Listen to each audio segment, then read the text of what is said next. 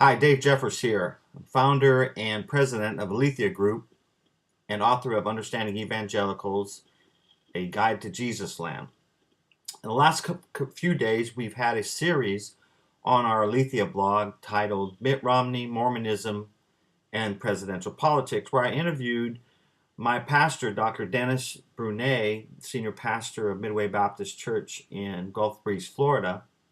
And I asked him 5 of the questions that I have been getting about Mitt Romney and Mormonism and the presidential politics. And no doubt you've been able to hear the interview. If not, then you can go to our blog on aletheiagroup.org, and on the pull down there'll be an archive 2012, and just click on that and they're in there.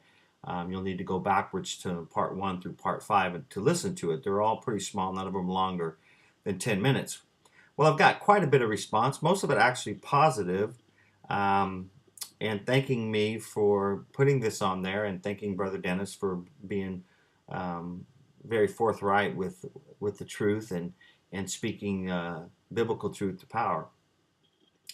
I've no doubt I've gotten some emails that weren't so supportive. There's been accusations, there's been some observations, and there's been some questions. And for the sake of time, I'm not going to go through all of them, that I do want to at least address the one accusation I got of having a hatred for Mormons. If I had a hatred for Mormons, I would keep quiet. I would let them stay lost in a cult, the cult of Mormonism, and their souls would go to hell. That's not Dave Jeffers talking. That's been proved, and we will show you that. I'm not going to just make this statement and stand on it. I'm going to show you as we go on in different video blogs, and I'm going to show you how, through scripture and through Mormon teaching, that it is a cult and that it is not Christian. Mormons want to say, well, we're Christians just like you. Okay, well then ask a Mormon if when they say that, well then I'm a Christian, that means I'm a Mormon, right? Well, not so much. Well, then it means that because we both believe in Jesus, we're all going to heaven, right? Well, not so much. I have to be a member of the Mormon church to get into the celestial kingdom. So there's a lot of differences. Well, we believe in this, both believe in Jesus Christ. Yeah, but we don't believe in the same Jesus. My Jesus was born of a virgin birth, a miracle. My Jesus was not the spirit brother of Satan. Again, all these seem like they're so hard to believe, but these are the teachings of the Mormon church, and we're going to discover those, and we're going to address all of those. Now, the questions come up, well, if you're against Mitt Romney, who are you going to vote for, or are you going to vote for Mitt Romney? Well, I think most of you know the answer to that last question. Then who should I vote for? You vote for who your conscience allows you to vote for.